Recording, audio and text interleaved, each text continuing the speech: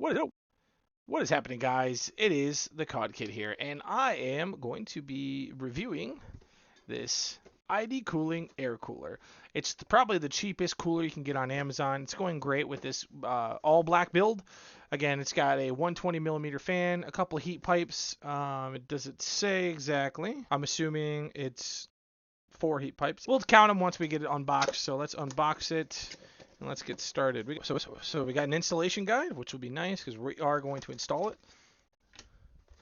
Got the ID cooling, and it kind of the texture of this as we take this out.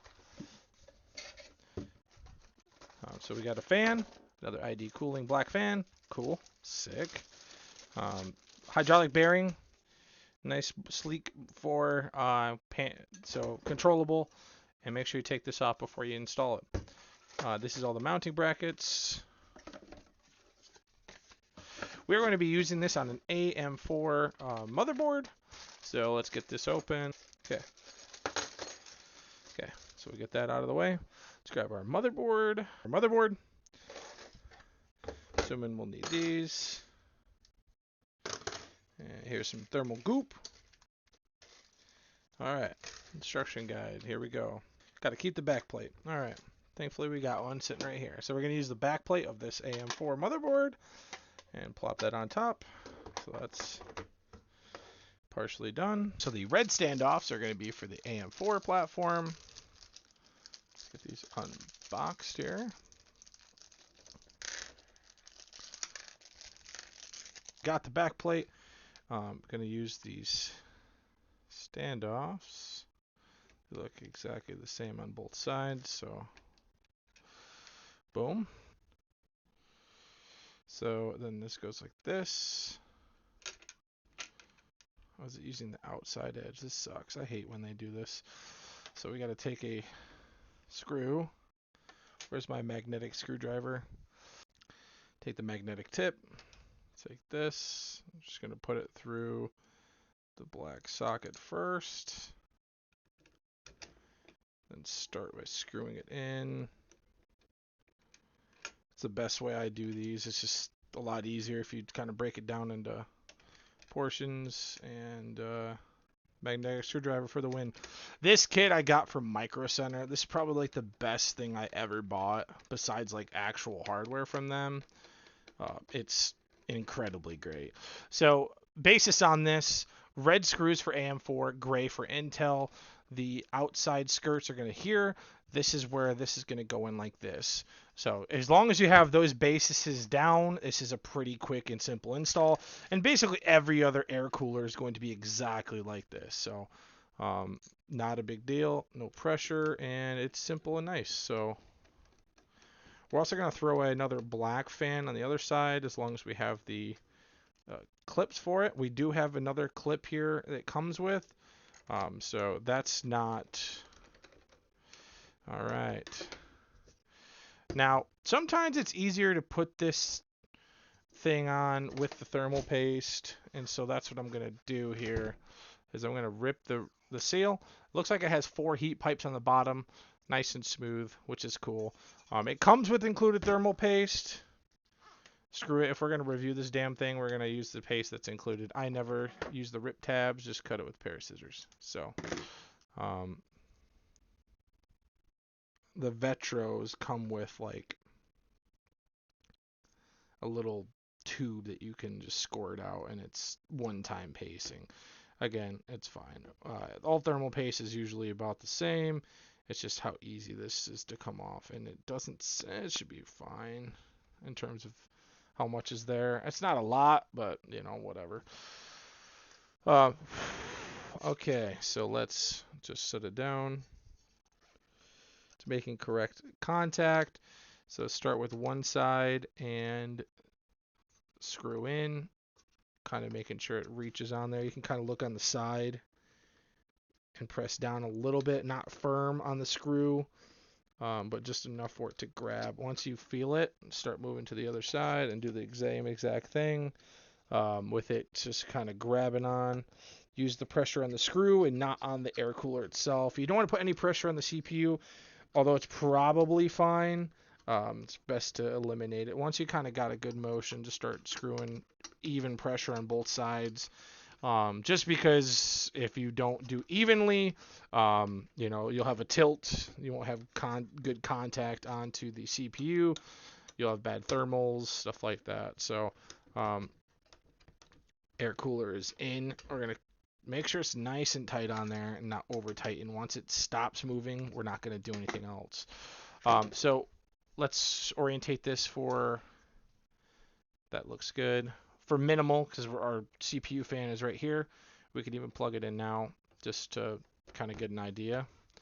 And now we can take the fan brackets and go through the second hole actually, because if we're going to put 2 of them on, we're going to need that extra length. So let's do that instead.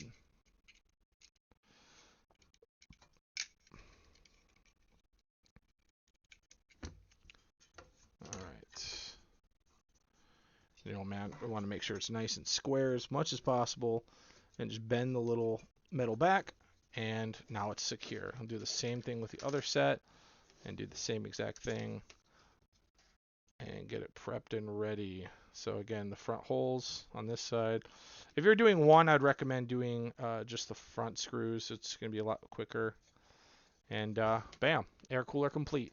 From the side, it looks like it's nice and snug, secure. Again, you can, fold. What's nice about these type of things is you can always pull this back, kind of maneuver around these clips if you can put them through. Sometimes you can just unplug them, guide them through the screw holes or through the channels. It might be past that point. We can always unplug.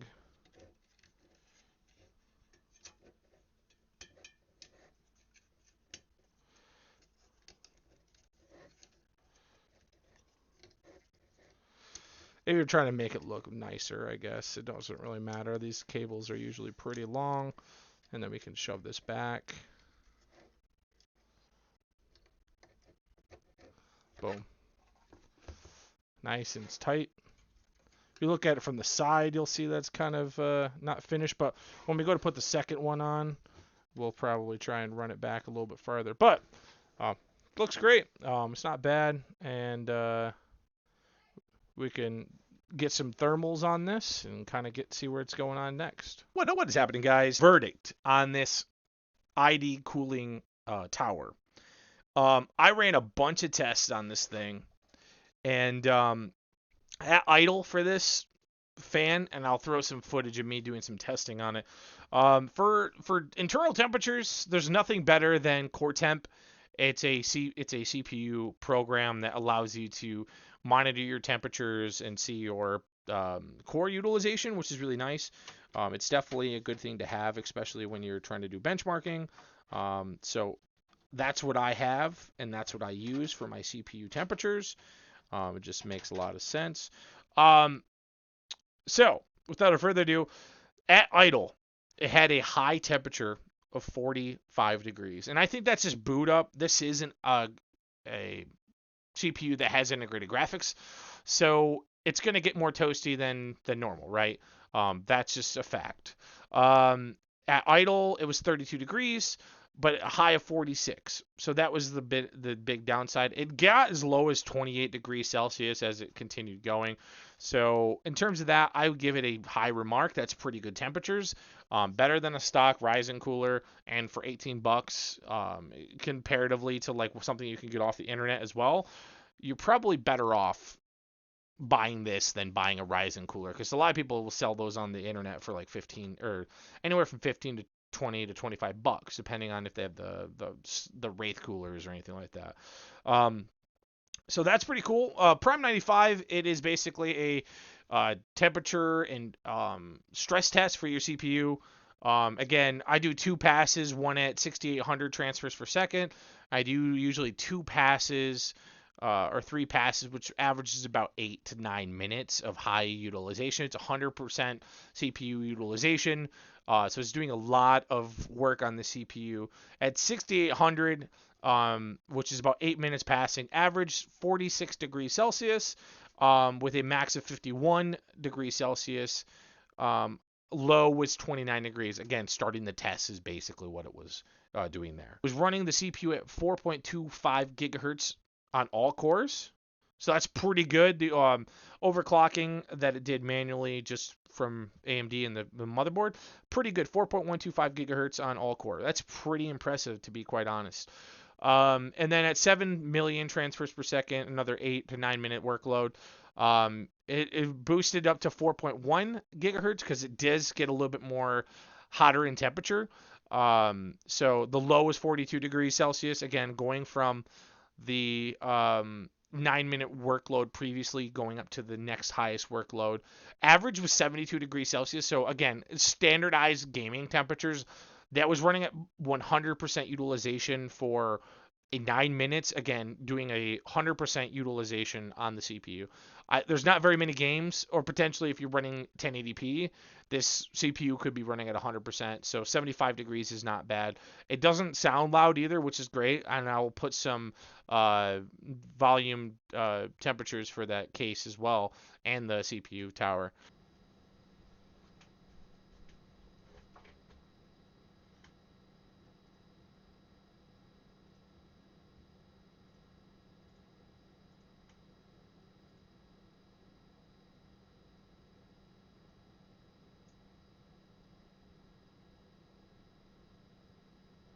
Um, so yeah, that's pretty good. The max was 75 degrees Celsius, so that's not that bad.